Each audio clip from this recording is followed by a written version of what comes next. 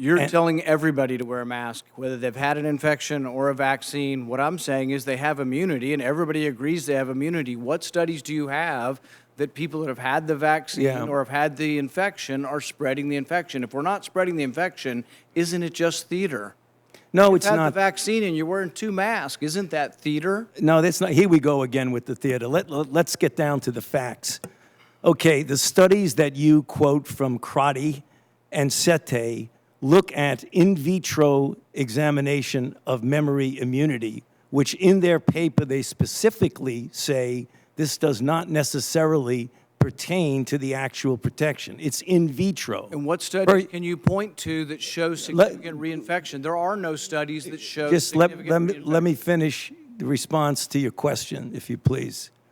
The other thing is that when you talk about reinfection and you don't keep in the concept of variants, that's an entirely different ballgame.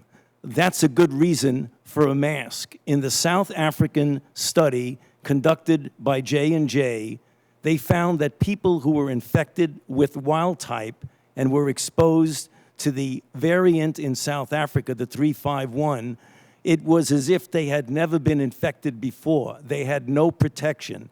So when you talk about reinfection, you've got to make sure you're talking about wild type. I agree with you that you very likely would have protection from wild type for at least 6 months if you're infected. But we in our country now have variants that are circulating. Significant